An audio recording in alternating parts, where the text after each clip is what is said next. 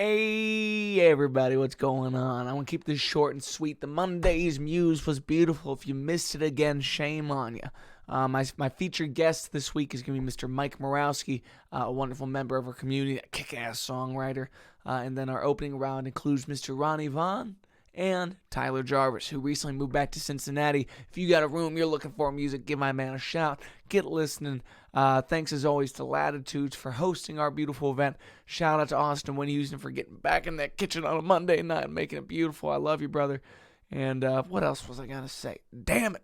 Oh, next one's November 7th. Get your RSVPs in, and we'll see what's going on. Without further ado, here it comes. Give it up for Ronnie Vaugh. Everywhere I go, they yell about you, baby. And Mr. Tyler Jarvis playing us some keys tonight.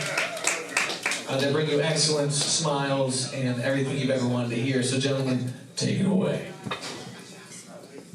All right. You want me to start?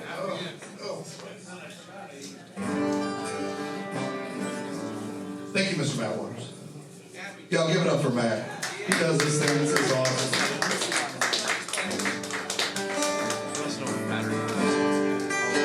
Feel free to jump in if you feel so cool. I'm just going to start with an old one I did. This is back in like 99, I think I wrote this. I have no idea why I'm starting with it. I'm just going to do it. If I'm not comedian, just sit there, I'll stack it. Sorry. I didn't see the camera. Where is this? It's 2 o'clock in the morning. Time is ticking away. My state of mind is gone. We should do the same. Every time I keep thinking about the late night life and where you are now. Just take a drink, take a look at the rest. I wonder how I got myself in this mess. And then it didn't take me long to see that this wouldn't be the life for me. And heaven knows it loves you so that's why it hurts to let you go. And if it's done, it won't be fair. That's just a burden I can't let go. There's just too much I don't know.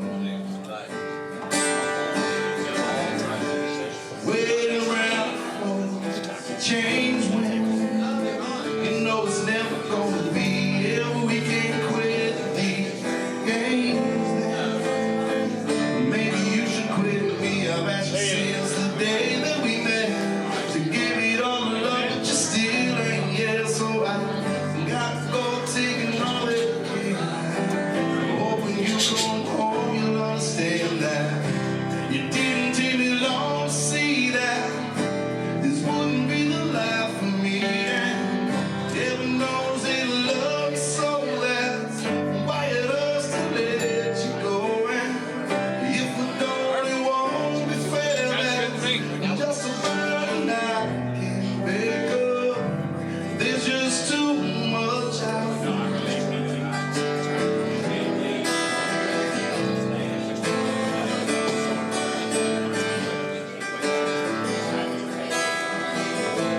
There's just too much I don't know. It's 2 o'clock in the morning. Time is moving so slow. Yeah. I wish things could have turned out different, girl. But there's just too much I don't know. Ooh, yeah, yeah, yeah. There's just too much. No, it's just too much. I don't know. There's just too much. I don't know. There's just too much. I don't know. So yeah, I just brought we just brought the power supply too, so we don't have as much. All three already. Yeah, it is. I'm trying to keep up with Well, hey, like Matt said, my name's Tyler. Really excited to be here tonight. I'm going to play a song that I just released about 2 weeks ago, a song called Movies. You can find it wherever you listen to music. The service that I use to distribute music told me that it was on Napster. And I don't know if people still use Napster, but it's there if you're like trying to get illegal music or something. Anybody use LimeWire back in the day? That was great. Yeah. All right. The song's called Movies. Told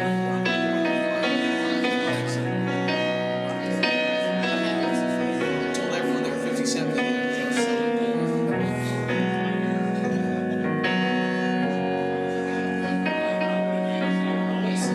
Cause I won't try to understand. You made plans without a friend. It's Friday night and I should call your phone, take you out and find a long way home, but I won't try to understand. Taking my time to breathe, cause it's hard to believe we got so far away from where I thought we'd be. Guess I'm caught in between what I've seen on the screen and this feeling that maybe if love was like the movies, we could rewrite our excuses while we're dancing to the music, and it'd be exactly what we thought. If love was like the movies, we could sunset retro cruising, running red lights and losing, and have it exactly how we want.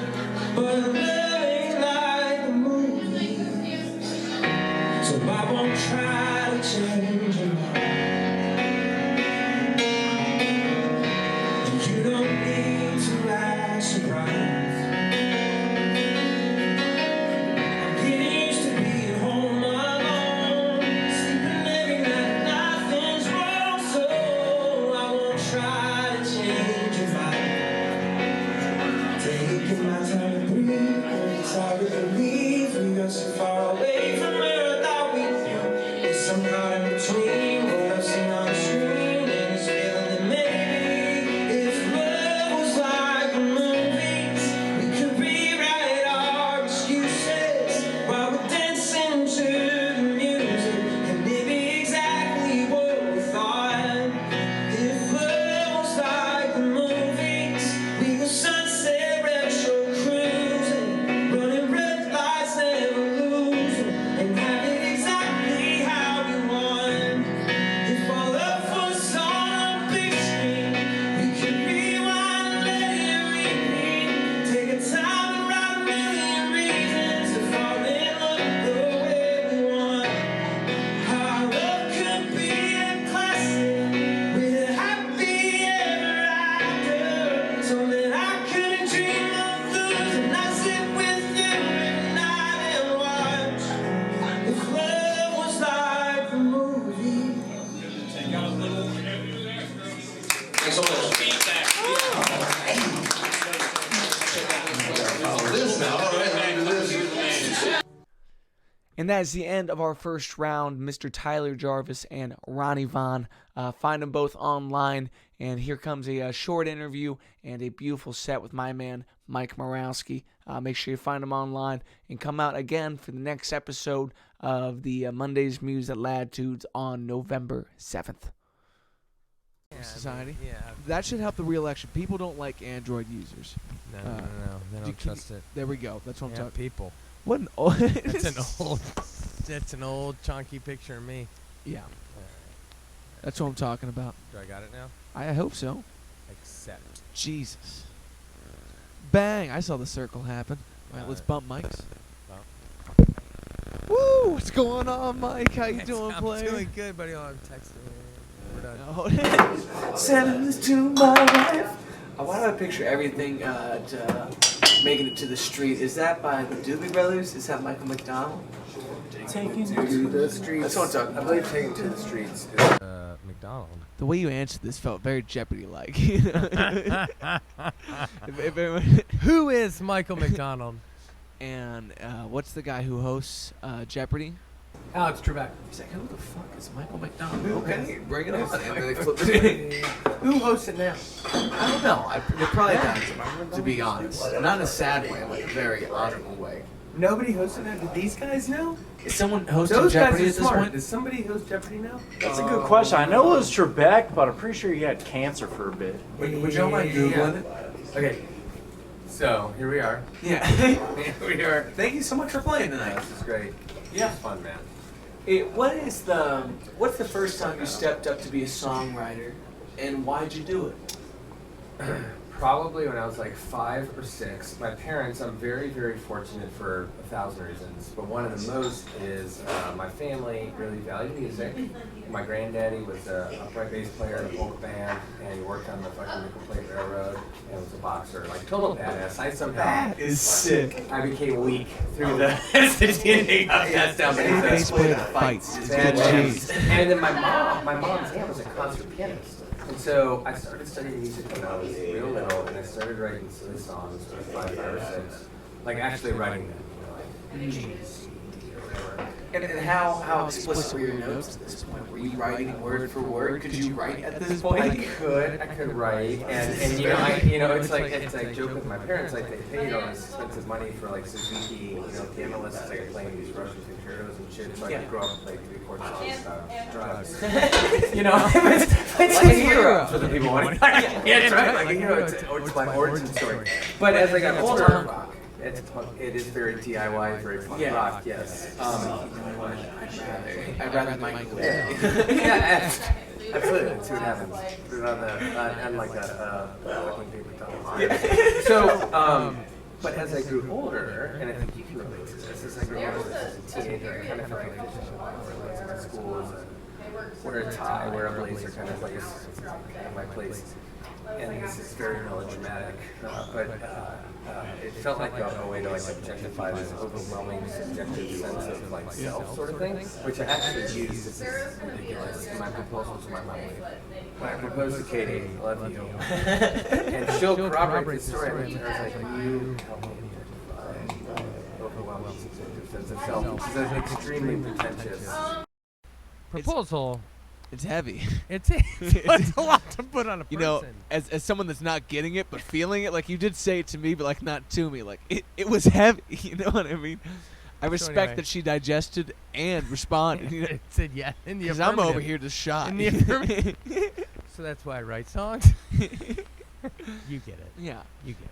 Well, it fulfills a different part of that, you know? Yes. Like it reminds you of your place and point in the world in a lot of ways. Yes.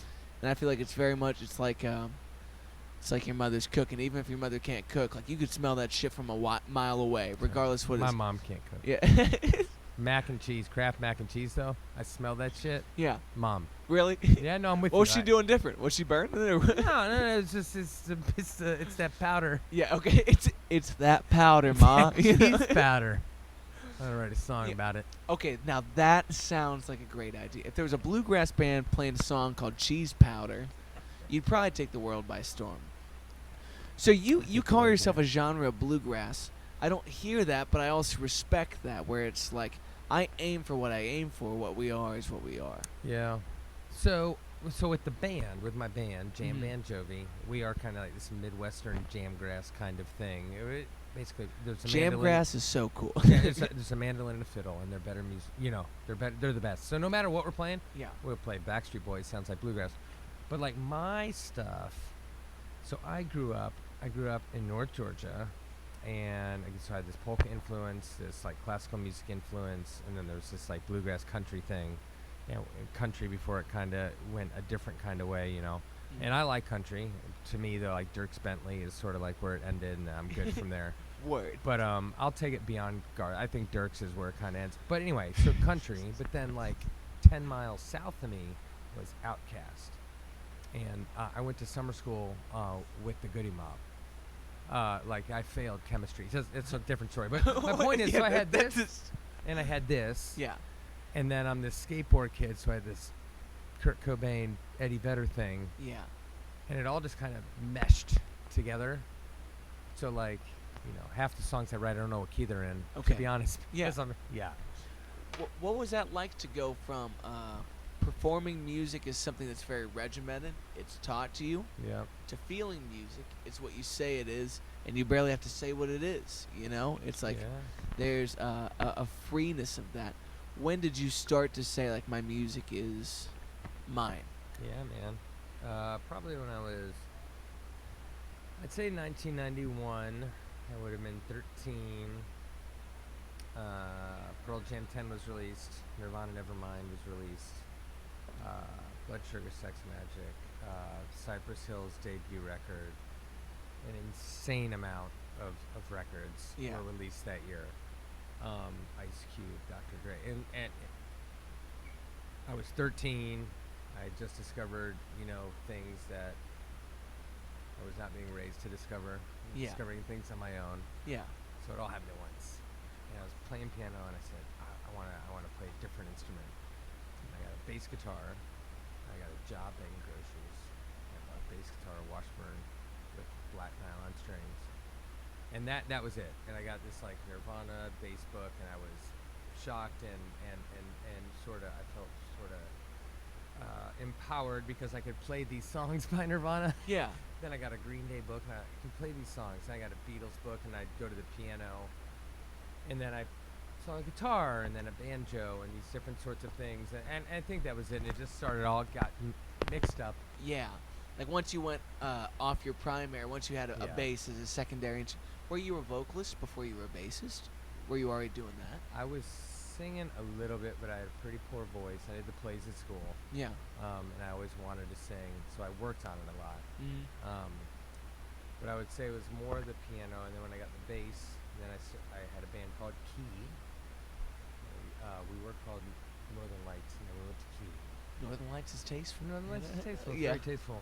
And Key's a little less descript, which is punk. Yeah. It's very punk, yeah. We're a three-piece. Okay, So we did a lot of 3 letters Green tops. Day, yeah. So I sang in that band when I played bass. And it That's wasn't- hard. Yeah. That's a hell of a job to be the bass player and the vocalist in any band. I feel like the amount of syncopation going on. And I loved the Police, so that was an easy thing for me. And we had a 3-piece, and so try to do some Police stuff. And then when I got to college, I moved to Cincinnati in '97 when I went to college. And I didn't have a band, but I had my bass guitar, and I'd never really played like acoustic guitar. Yeah. And I found a couple folks play with. I had a banjo player and a guitar player, and we did this we were called the Heart of Gold Band, and we did like 25-minute acoustic jam songs. I played acoustic bass in this Indigo Girls cover band with my friend Katie Blunt. Hello, Katie, you're the best. She lives in Louisville now. She's the best. Her and her buddy, and I did my bass shit, and I learned all the Indigo Girls songs. But I was like, I was writing all the songs, and I didn't have a piano. And I was like, and that's when I got the guitar, and I just started messing around with the guitar, and then from there that was kind of it. Was it freeing to step onto an instrument with very little information? Like you were playing the bass, like obviously you could read from the top down, but when it comes to your chord voicings and all those shapes, like you didn't seek instruction. You didn't have YouTube probably. You probably weren't looking at tabs. Oh, yeah. It was like I am old enough, Matt, that I did not. That's what Matt was saying. I'm so old. I didn't have YouTube. That's I'm pretty sure Mike's still selling VHSs out of his car. I'm pretty sure that's how he got elected. It's strictly VHS. Some cool bootleg horror shit out my car. So yeah. And some probably 91 Pearl Jam tapes. Pretty hopefully. hardcore. Yeah. Yeah. I actually have some 311 tapes in my car from the 80s. So that's super tasteful, but also questionable. So next time you get pulled over, I'll let them ask you. Hopefully it's an interview as well. What if you were on Cops? Yeah, right. What is it? I have a set of darts. A set of darts? Some 311 tapes. Like lawn darts or like darts? Are you darts. good? Pretty good. Okay. How long have you played? Oh, gosh. 30-some years, I don't know. I played growing up, and then in college, I was in leagues. I was a manager of Hooligan's Pub in Pleasant Ridge before I was a teacher. Word. That was my last job before I taught. Was that always a We Bart had Star? Yeah. A Darts bar. No, I got Darts it. It's bar, a Bart okay. Star. It's I had to Darts think bar. about that. I was like, I don't know how I said No, that. it's Darts bar, it's fine. But man, I learned that game from a bartender that I love dearly. His name's Paul Matthews. We kicked it every Sunday night at MLTs for a while. Oh, and man. best case Yeah, for I me know all the time. was that no one showed up in the last hour, so that me and Paul could go play darts. And he was great. And only if I started getting mouthy would he turn it on. But man, could he fucking play. And then he realized, like, People spend a lot of time in bars just getting the keenest hand-eye precision you've ever seen, only to like take themselves down a notch and like, all right, 2 shots in, 3 shots in. I want to be a bucket in before we do this next one. Like, let's play, bitches. Taking that chalk up there, circling that shit, feeling good. What's your favorite bar game?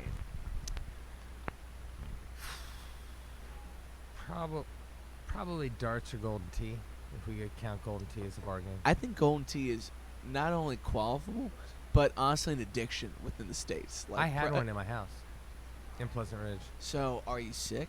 Yeah, I love it. Is it in your garage? I love Living it. I don't room? have it anymore. Okay. I don't have it anymore, but I did have one. Okay. Where was it in the house? Oh, the dining room. The dining room. As you know. Your family and friends come over for As a Thanksgiving, the dining room, yeah. overflow table, and you're like, watch out for my golden tee. It's actually in pristine condition. Like, Yeah. were you good? Pretty Do you have good. records I can on tell your you my C44F2861 is my code. If I go, and I'm not gonna say it again, so don't take my shit. Cool, Charlie. Anyone is my can name. rewind this. We're filming this. Well, that would be C44F261. That was close, but no. Damn. But if somebody is doing that, you're sad. You're a sad, pathetic person. We're gonna if find you. you, If you're Mike. rewinding this to find my, Your enemies know that they're your enemies, and they will find your scores, and they will They beat will. you. yeah. interview. His interviews. His interviews taking a turn. It's okay. We're allowed to go wherever we want to go. You can But go tell me wherever about you your wanna go. golden tee game. I'm going to gain. Your golden tee game. Oh, my golden tee. What's gone? Okay, fair enough. Yeah, no, the actual one I own is gone, but Yes. my golden tee game is on point. If there was Okay. one here, I would beat you. I've never played. I'm dog Oh. shit. So I only bring this up because I've seen many friends go down the rabbit hole, and it seems like you're deep enough to be insecure about it. Like, like you just showed a little bit of sensitivity. This was in your dining room, motherfucker. Like, that's the funniest thing I've It's ever fair. heard. No, it's fair. Yeah. Was this in your first home? Second home? Yeah. So when I was in 2000, I bought this place in Pleasant Ridge, lived there for 11 years till I moved downtown. Yes. And yeah, out there in Pleasant Ridge when I was teaching. Yeah. Yeah. So this was just to be somewhere a little bit more regular, be done Yeah. with the rent thing. Yeah. You know, one thing that you mentioned to me a while back that I don't think there's anyone else I know, but I really enjoy this is like living in a building with your folks, living Mhm. around your folks, especially when you're doing the parenting thing. I know Mhm. nothing about that, but the communal living of being around different generations seems like one of those things that we're all missing out on. It's cool. And you look at it like changing diapers on both ends when it's really like, hey, you ever ask your parent a question on a hard day and find out that they had that same hard day with you 30 years Mhm. prior, and it's like there's more relevance to that than we all think. It said it better, man. Well, You may not have experienced, but you're on point. It's very, very cool. I'm so fortunate. So yeah, my parents, as you know, because we're brothers, my parents moved up here about a decade or so ago, and they're on the 9th floor of our building. We're on the 8th floor. And James has his Nana Bappa, my parents, and then his Ma and his Pa, Katie, my wife's parents, who live over on the west side of town. And I have a small family, not many of us. But Katie, her mom has like a ton of siblings. She has a ton of siblings. She's got cousins all over the town. the in West Side's Cincinnati. fertile. I mean, It's fertile. The They're wa- good people, man. Great Yeah, people. They're good people, and yeah, no, it's not lost on me. I only knew my grandmothers, and they lived in a different state, Ohio, because Right. I grew up in Georgia. But my family's from Ohio, from Cleveland. Go Browns. Yeah, don't bring that up here. No, No, go Browns. leave it out. It's your Okay. family. Now- We were trying to love you. You were in such a great place. I was You- hitting home runs. You brought up this quarterbackless team, you know. Yeah. Weird. It's a weird thing. So it's great, and James loves his grandparents. It's cool, man. That's got to be the most different thing. Like, you think you're having fun as a parent, and then you see these silly motherfuckers come in, and they're just, smiling from ear to ear. All they got is expendable income to blow on this kid, Right. It's and so none of the cool. responsibility or the So cool. hassle. Yeah, and if you deprive them of that, what does it mean to be a good kid to your parents? That's right. Bring them those kids in if they're in good enough health to have a Yeah. good time with it. Like, that's We're so lucky. Yeah, my dad's like in his mid-80s, yeah, and he can still like get on the floor and mess around with James. You know what I mean? yeah. Like that's cool as shit. Yeah. Well, that almost makes me want to ask, like, you had more than a health kick. You took a a hard life pivot, as someone that I knew to be someone that pushed hard and lived on the extremes, you went to the next gear in your life. How many, years ago, months ago? So on January 6th, 2020, I knew my son was going to be born the next month. James is the greatest thing that's happened in my life next to Katie. Totally unplanned. I live my life relatively unplanned because I don't believe in plans, and it's a longer story there, but James is very much sort of like, I feel like the climax of that belief, Yeah. This amazing thing that transformed my life. So I was 260 pounds in 2019. I quit smoking a couple years before, but I've been smoking for 23 some years of my life, and 260 pounds. I had the surgery on my arm. I was a mess. All this sort of thing. And so January 6th, I was like, well, I'm not young. I'm not old, but I'm not young. I was 41, 42 when James was born. I was like, when he's 10, whoever this person, I didn't know it was a he because we didn't find out. When he came out and I saw his wiener, I'm like, that's the first time I knew. Bang. There it is. He's a dude. I was like, shit, My man, I what hope he's not like me. No. So anyway. What up, player?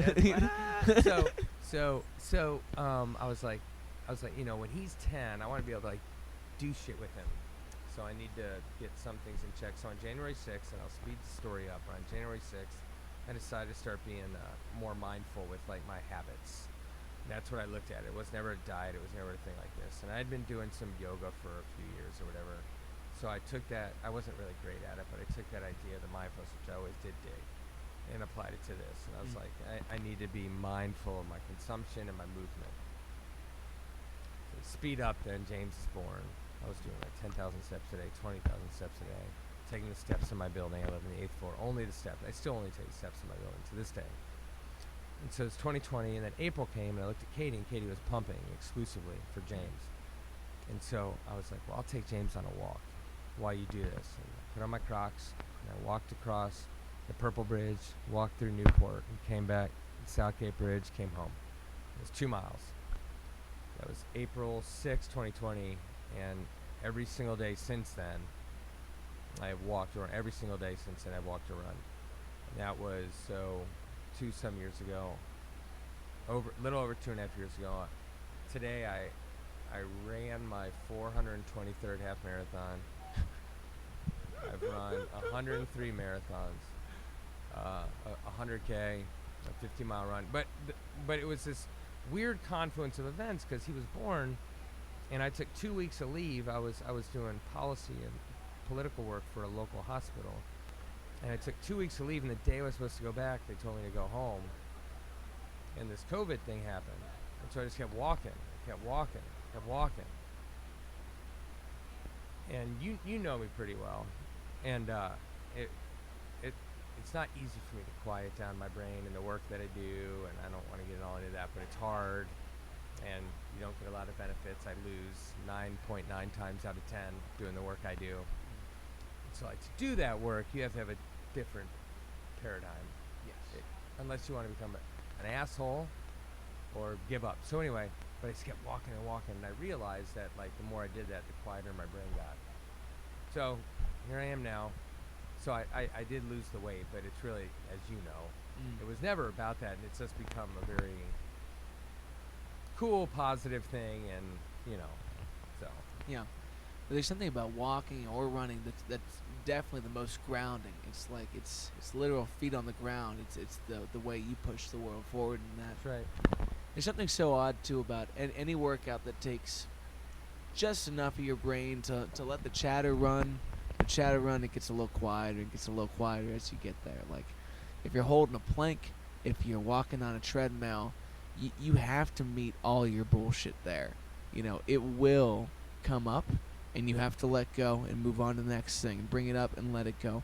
And by the end, you've exhausted your list, and then you feel like a human being again. But if you don't get to the end of your list every day, then you go to bed with those concerns. It's like, if you don't remind yourself you can't answer the problems of the world every day, then you probably can't rest about that kind of thing. Especially as someone that tries to do that. In my own work, I'm definitely trying to do that, but But I show up to the bar every night, dog, and they have a tab for me, and most of the time I get paid. Versus you go in there and you kick people's teeth in, like, we need change here, damn it. Right, we need both. We need both. So I'm gonna keep doing mine. Yeah, you keep doing. I couldn't do it. Yeah, totally. It's absolutely, yeah. Yeah. The Well, yin and yang, man. But to share in this together for a Monday night is the ultimate privilege, my For brother. many years. Yeah. Yeah, man. I appreciate you, man. I got you. Thanks for coming. Love you. Love you. Mwah. Peace, players. Thank you. Thank you. All right, Maddie. Thanks so much for having me. My name is Mike Moroski. It's great to be here in front of a bunch of people that like to listen to music. And this is my brother Matt. We go back a long time. I don't know how long, but a real long time. And this is real special for a lot of reasons that we can talk about, you know. We can talk about the emotional shit later. Right now, cheers, everybody. Cheers, everybody. If you made it this far on a Monday, I know what you're here for. It ain't the sounds, okay? It's the beverages.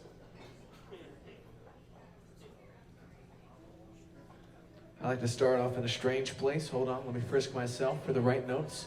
Unprepared, okay. This is a song that I can't exactly remember why I wrote it, what I wrote it for, but the reasons are good and it feels right. This one's called Daylight Moon.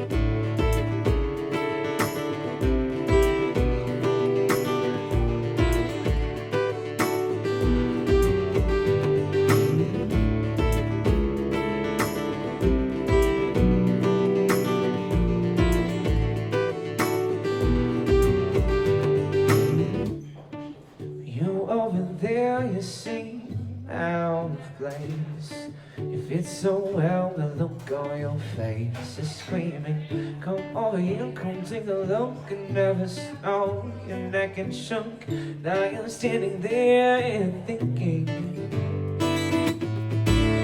From black to blue, now I'm still looking back at you. The stars are over, did it? Now you're mine, dear, I'm home. You're bright to see, but not to know. The sun told you to go back home. You decided to say hello. Now you're too stubborn to let it go.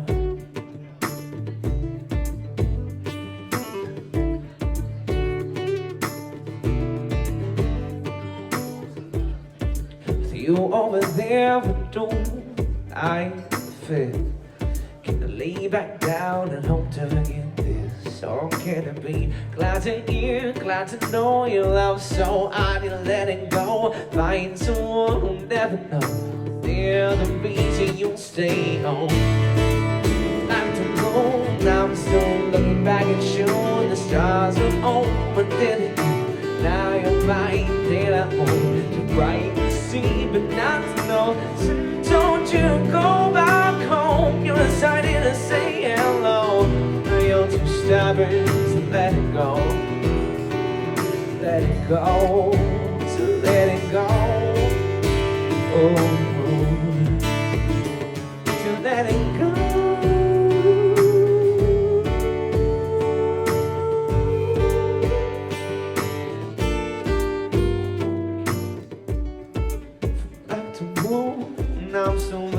can show when the stars went home. But did it you? Now you're mine, daylight home. The plain to see, but not to know. Sun told you to go back home. You decided to say hello. Now you're too stubborn to let go.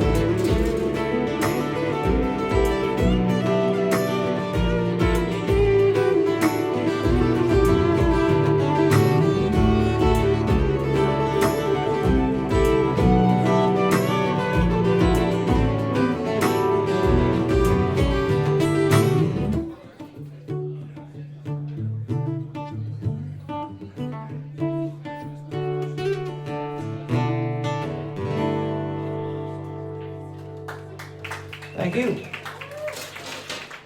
Matt Waters, ladies and gentlemen. He's lovely, my friend. I became a dad almost 3 years ago, and it was, thank you. Yeah. It was a great surprise. Coolest thing that's ever happened to me most of my life. That first song I played you was about not doing things on purpose, and this song's about doing things on purpose. And anyway, when my wife was pregnant, I was having trouble sleeping, but I wasn't having trouble sleeping because, like for bad reasons, I was having trouble sleeping because I was so happy. And I wrote this song about that. It's a little longer, and I hope you enjoy it. It's called Lullaby. It's for my son James, who's home with my wife right now.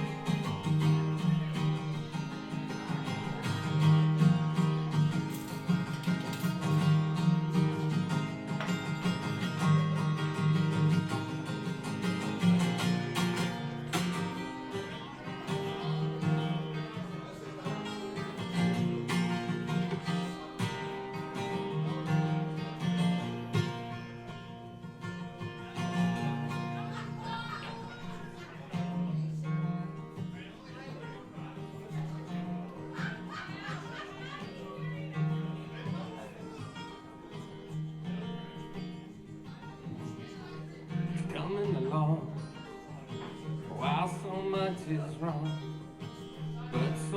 right. I can't sleep through the night, but it's okay when dreams keep you awake. It's okay when dreams keep you awake.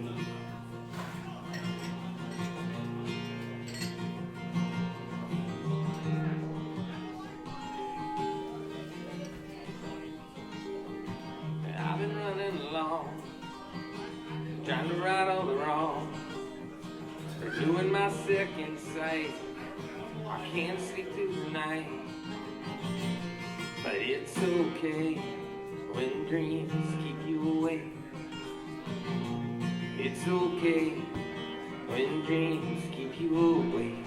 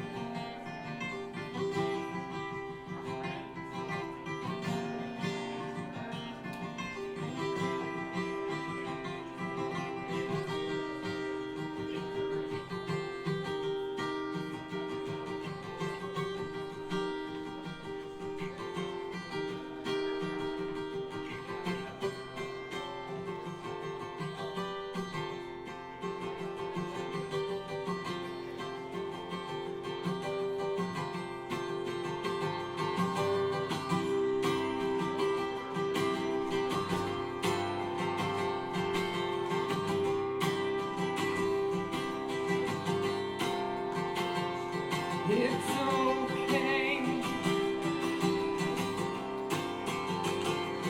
It's okay. It's okay. It's okay. It's okay when dreams keep you away. It's okay.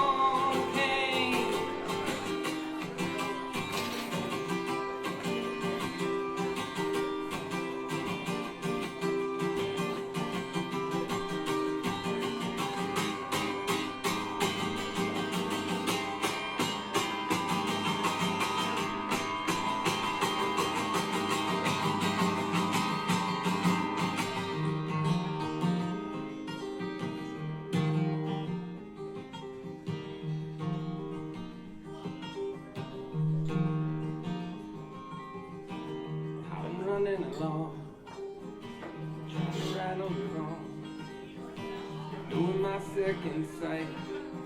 I can't sleep through the night. It's okay when dreams keep you away. It's okay when dreams keep you away. It's okay when dreams keep you away. It's okay when dreams keep you away.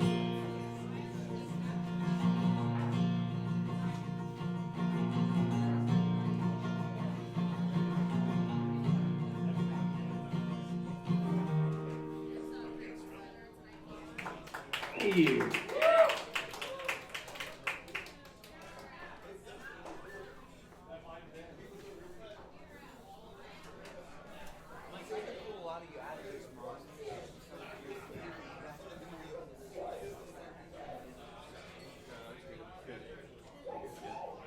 We didn't do that last time too, I remember.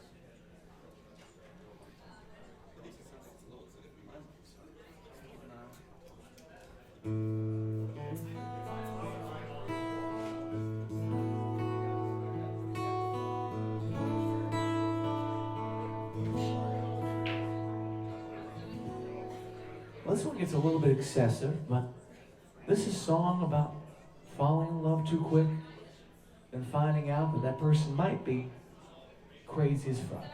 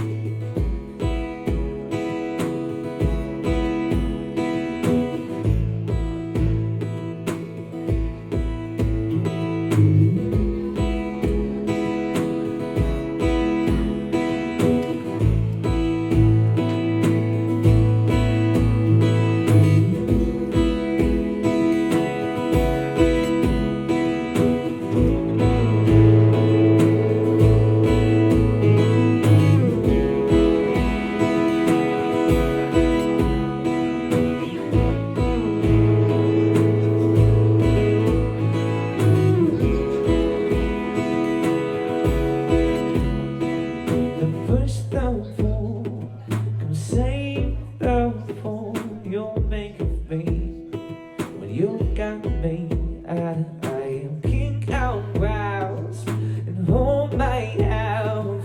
What keeps me there?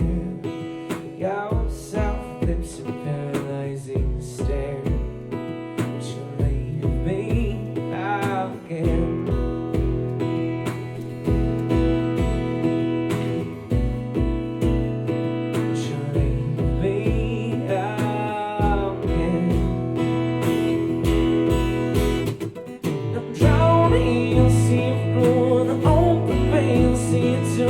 No one comes to rescue me from what I see.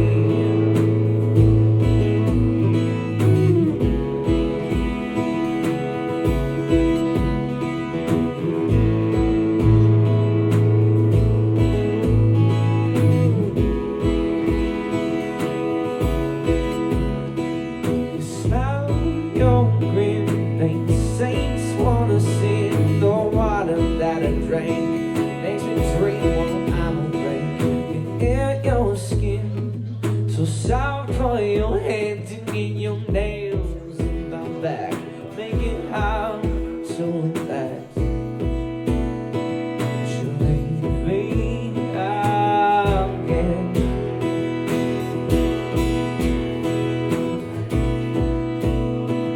You leave me again.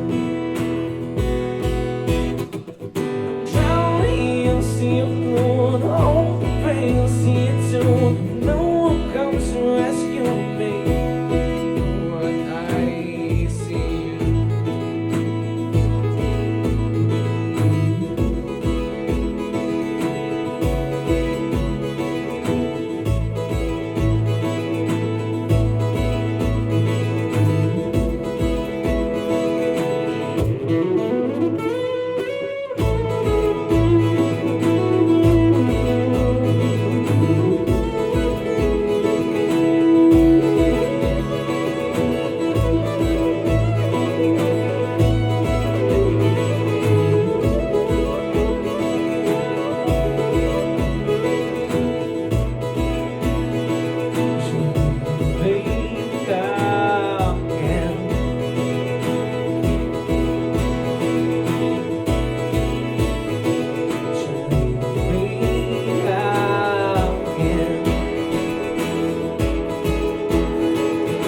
Drowning, you'll see a blue and open veil, you'll see it too. No one comes to rescue me from what I see.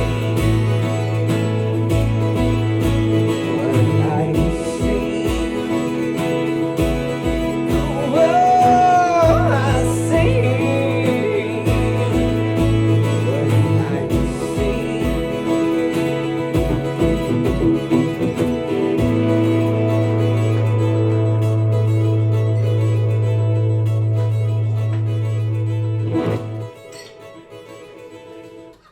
Thank you.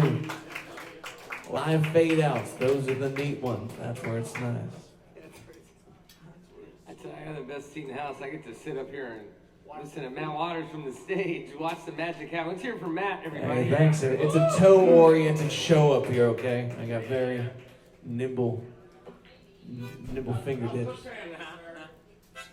So hey, my name is Mike Moroski. I don't do this for a living, but I do this so I can do what I do for a living, not go crazy. And I actually make probably more money doing this than what I do for a living. And I got a band too named Jam Band Jovi, and it's as cool as it sounds. And our mandolin player just walked in. There he is, Tom. We're playing a Halloween show out in Loveland at the Rec Center. We play everything from Stanley Brothers to Backstreet Boys Band and everything in between. And original tunes like this next one is the song I play with the band. Anyhow, I got stuff up here. If you want a sticker, take one. If you want a t-shirt, buy one. I got a Venmo. I got a kid. I told you I got a kid. You know, I need money, you know. I do this. This song's about my kid. During the COVID, I started walking a lot. And now I run a lot. There's a longer story there.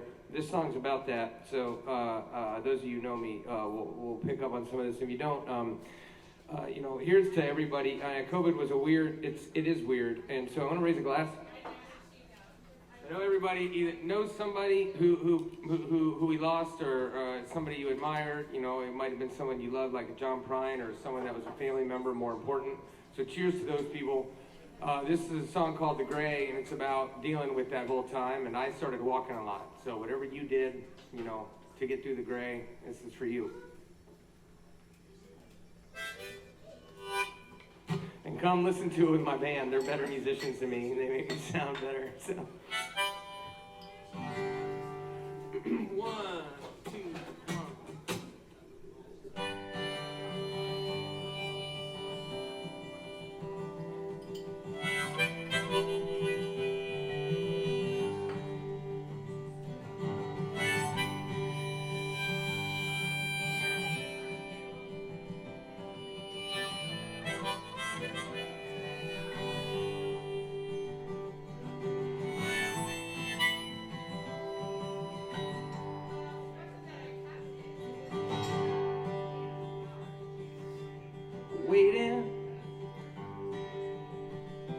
Waiting as the world goes by, I'm hoping, never praying, we're right.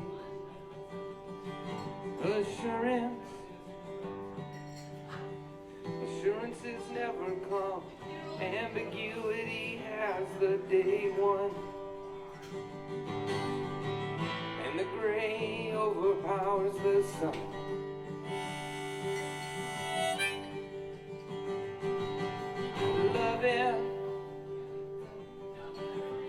Loving and hugging you has gotta be the one thing that sees me through.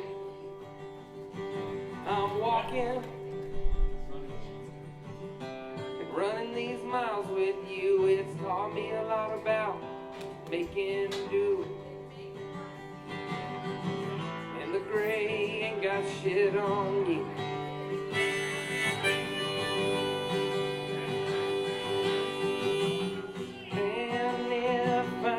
Wake up too early for the day.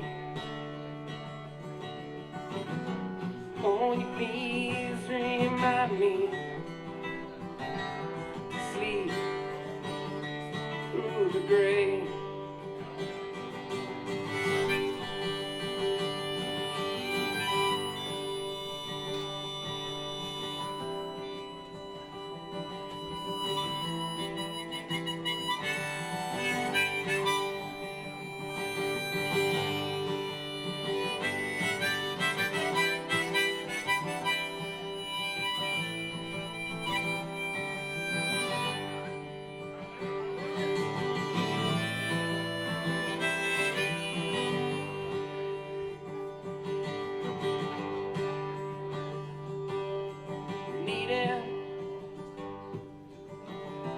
Needing some clarity, I'm wondering if it already escaped me. Treading not so lightly. Well, it's hard to be light when things are so heavy. Wrapped up in the gray that they left me.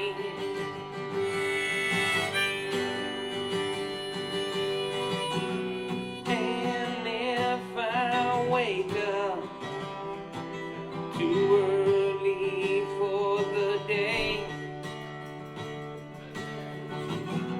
won't you please remind me to sleep through the gray, to fight through the gray? Won't you teach me how to make it through the day?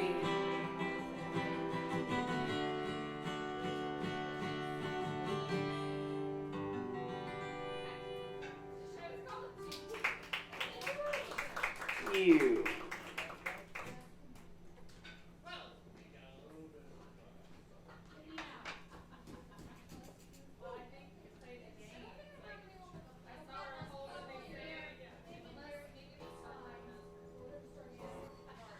It's the second time I've forgotten to get my phone that has the lyrics to a new song that I'd like to play for you. So I'm going to hold off on that shit because I just don't know it yet. That's the God's honest truth. I can't get nowhere.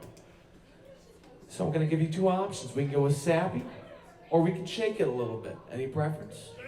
Shake it. Gee, shake it, please. Okay, my bad. This is a song about getting better every day. I've been on a drinking bender for 2 weeks known as family vacation. It was glorious every day. I held off on the SPF, doubled down on the Tesquila, and I got down with my bad self, okay?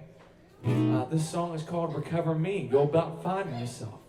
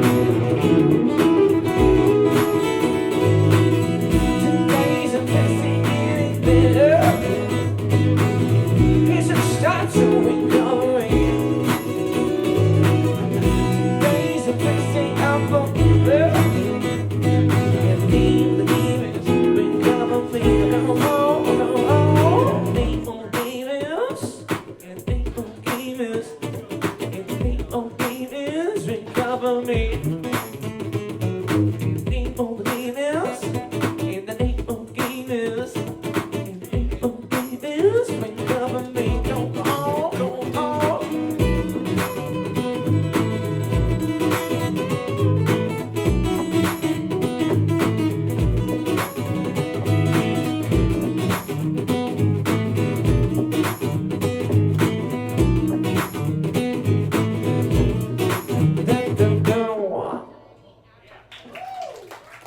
Thank you. Very cool. All right, I'm gonna turn it up a little bit, thanks to Matt Waters' influence there. So I don't write a lot of love songs because I think they're boring, and I'm in love with a lot of things. And so, but the whole "I love you" thing, like you wrote the song about you falling up too quick and it's fucked up. That's an interesting song. But like "I love you" and "You love me," to me, that's not an interesting song. So I don't write those songs. You know what I mean? They're just not interesting. That one was. So this is about my wife, and I was like, I don't. Katie's the best. She's the best woman in the whole world. She's probably the best person I know. And anyway, but I don't write her like love songs. You know what I mean? Like, oh sweetie, here I wrote this song for her. I love you. So I wrote this song for my wife when we met, and I still do this. When we met. You know, I taught her, you know, that the best way to leave a party is to leave, just leave, and don't say goodbye to anybody, and she didn't like it at first, and she was very uncomfortable with it. She says, well, what do we gotta say goodbye? I go, what the fuck for? Like, who the fuck cares? Who's gonna drive home and go, you know what? Mike Moroski did not say goodbye to me. That cocksucker, nobody says it. I actually tried to ghost my own wedding reception, and I got caught, and so I asked the DJ, who was a former student of mine, to play The End by The Doors in its entirety, and it cleared the place out. And that's a true story. I ran into somebody at a bourbon festival in Louisville. He goes, I was at your wedding and you played The End by The Doors. And I go, I don't know who you are. Anyway, so this song, sorry, this is getting off track. So here to play music, not tell stories, but this song's called We Leave Parties Early. It's about my lovely wife, Katie. She finally adopted my policy of leaving parties and not saying goodbye. And so here we go. It's my love song for the evening. Alright, you ready? Okay, now it stops right here. You go. She's usually late, but right on time. She don't make the bed, but I'm glad she's mine. Her shit's all over the floor, but there's love in her heart. Her car's real dirty, and that's not the best part. My wife is a slob. If she was here, she would tell you the very same. She is a fucking slob. I'm neurotic. Like, I'm too clean, you know? Clean living. That's how I do it. No, but I vacuum a lot. It doesn't matter. Okay, keep going. She don't dig metal, but she rocks so hard. Horror ain't her thing, but she ain't scared of the dark. Lame, but it rhymes. Yet she always knows where everything is, in the cabinet and the fridge. And she always knows what I need to hear. You know, before I got married, Matt, I used to know where everything was. And now I don't know where anything is. I'm like incompetent idiot. I run around the house, I'm like, where the fuck is anything? I don't know. Okay, this is the chorus. You know the words. You'll know the words by the end, so I want everyone to sing along. Ready, Matt? We're gonna go into the chorus, big time. You might say we were made for one another. You might say it's really good. Little tricky minor change there. And you might say those two seem to be doing alright. And you'd be right. Right and right rhyme.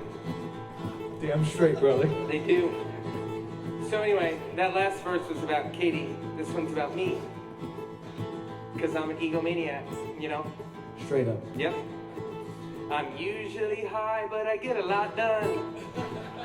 Got a real big ego, but she thinks I'm fun. Most things piss me off, but I'm a pretty cool guy. When I watch movies, I usually cry. I watched Color Out of the Sky starring Nicolas Cage today. It's a Shudder original. It's on the horror channel. And I'm a horror guy, and I cried when I watched it. It's about a color from outer space. It's an H.P. Lovecraft story. Alright. I worry too much, but about good stuff. I dig going running, but I'm also pretty tough. I usually do the laundry. I always do the fucking laundry. And I always do the laundry, and I clean the fucking car. I change the diapers. And, you know, it's hard being a privileged white straight male. In America, I vacuum the floor. Couldn't love her more. Alright, this is the chorus. This is your second try. You might say we were made for one another. You might say it's really good. And you might say those two seem to be doing alright. And you'd be right. One more verse, I promise, and we're done. This is about both of us. Do you see the theme? It has definitely gone somewhere. Yeah, no, it's like I used to teach English. Matt knows that. So does Tyler. And I taught 5-paragraph essays. This is like a 3-paragraph essay with the same repeating 4th and 5th paragraph. And so it's actually 6 paragraphs because you get the chorus the 3rd time and you should know the words by then. But this is the last verse, and then I want you all to sing along. It's my fucking song. I wrote it. Mike Moroski. That's just it wasn't a plant either. That was great though. I need to plant somebody to do that in the future. Thank you. Okay. Sorry the song's so long, Matt. Okay. The last verse goes like this. We try to eat local and recycle our shit. But we're not perfect, not one bit. But we don't bullshit one another and we laugh more than we cry. Because we really, really try. See, it's a love song. I told you it's a love song. Yeah. All right. This is the title verse. We leave parties early and we don't say goodbye. Sure, it might be tacky, but that's our style. We don't go to church or pray before we eat our local food. That's really hard to say. All right. We always treat each other real, real good. It's your last time, you ready? Here we go. You might say we were made for one another. You might say it's really good. And you might say those two seem to be doing alright. And you'd be right. I'm gonna do that last part one more time because it's so pretty, right? You might say those two seem to be doing alright. Hold it, hold it. This is how real pros do it. They make the crowd want it bad. The crowd wants to sing the last song one more time. And you, hold it. You, and now we take it way up an octave. You be right. Ready? Here it comes.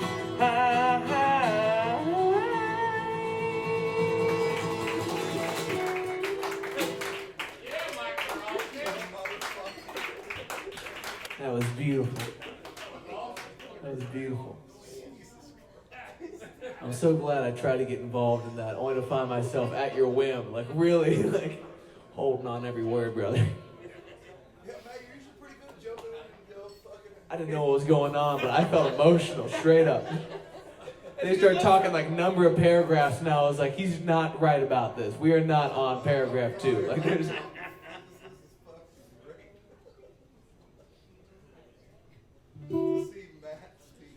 This is a song I wrote for the people that talk too much shit about Geminis. It is ridiculous and hurtful. See, this makes a lot of sense. Look at our denim, okay? We are definitely brothers of the sun. Okay, moving on.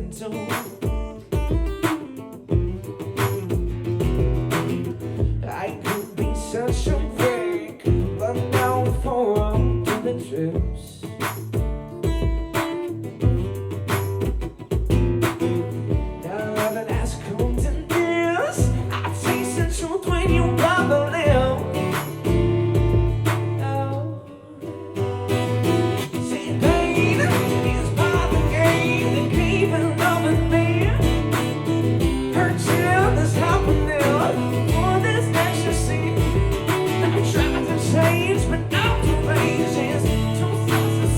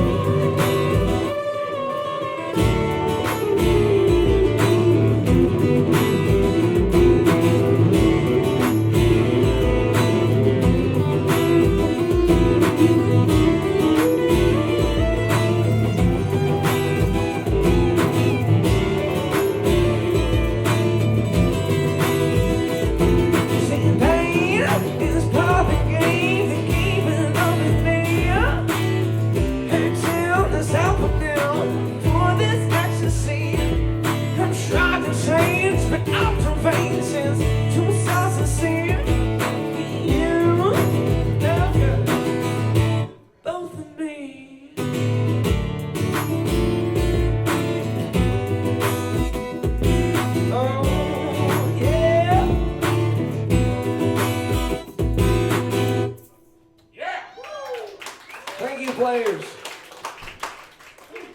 Most of the people I love tend to be Aries. They're a lot more cool to deal with, you know what I mean? People feel it in the room. They're like, I hate those Geminis. Y'all are Aries? That makes more sense.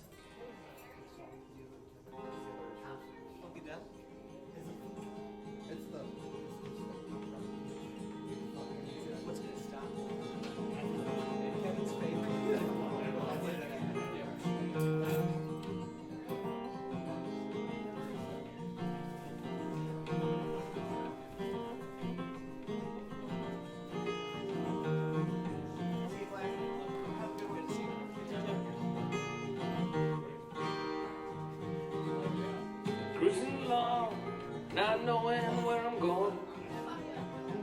Things come along, not grasping without knowing what they mean. I guess it's the way they're shown to me. I should just say thanks. Thanks, you thanks for trying so hard to show me how to get this far. Oh, well, I will say yes to almost anything. Won't you give me something to say yes to?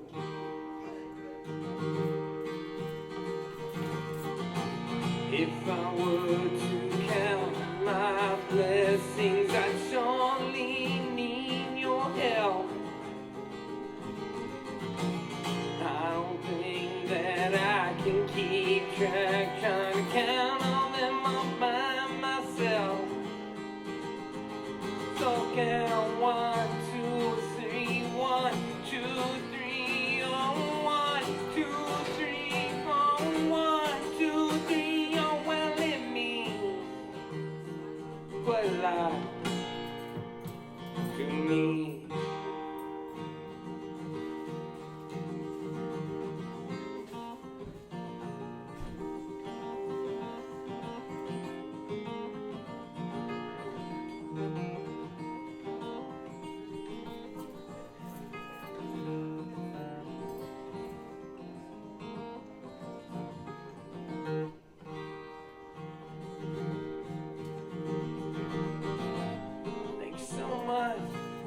Helping me to see all of these things that now mean so much to me, and for giving me a life that I never could have seen ahead. Now here we are, my friends.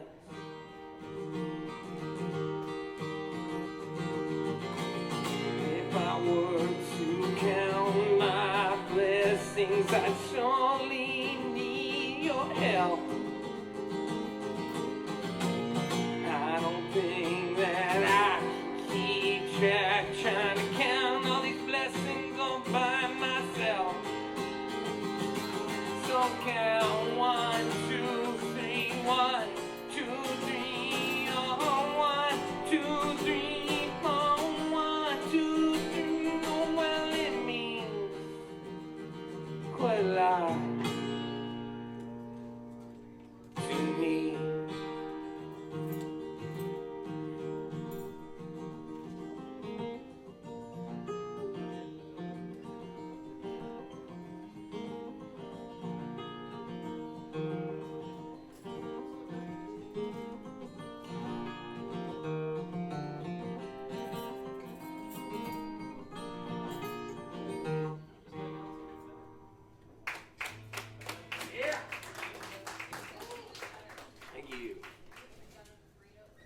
I don't want to be obnoxious, I don't want to ask too much, but it is a Monday, so can we make some motherfucking noise for Mike Moroski, everybody? That's what I'm talking about. Thank God he came out, thank God, or else we'd be just playing for the tab, and that seems inappropriate for a Monday. Other nights of the week, debatably awesome, okay? I wrote this next song about a night where I was playing for a bar of like 2 people, and on my break this gentleman comes up, he says, I want to tell you how I met my wife. And I was like, please God, no. Like, just let me drink, brother. You don't understand. He goes, no, you're gonna like this. He says, right after the war, they dropped me off in San Diego. They say, you can hitchhike home now. He's like, excuse me.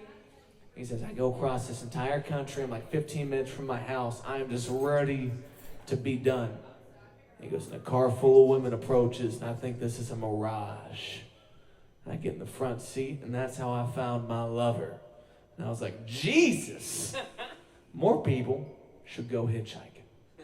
So that's the only advice I got for you in this. It's called What's Gonna Stop Me?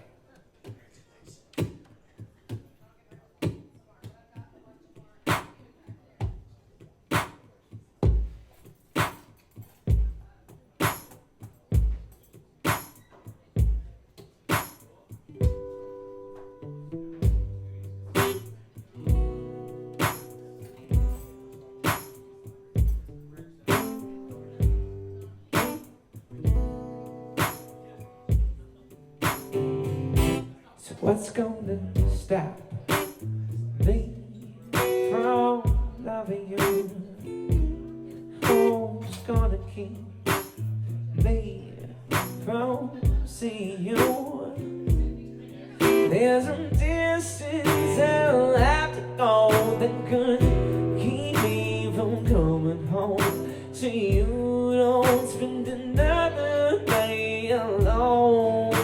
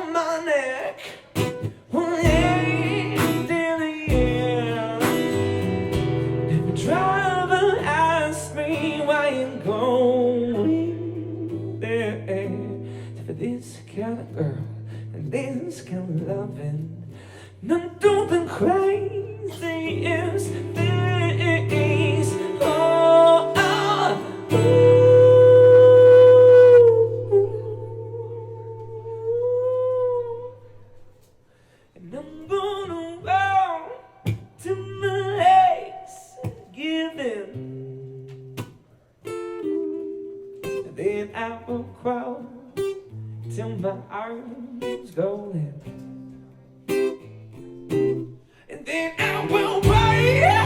I will pay. And tomorrow will be the day. I'll give you what I've been looking for. See no more, I'll be yours.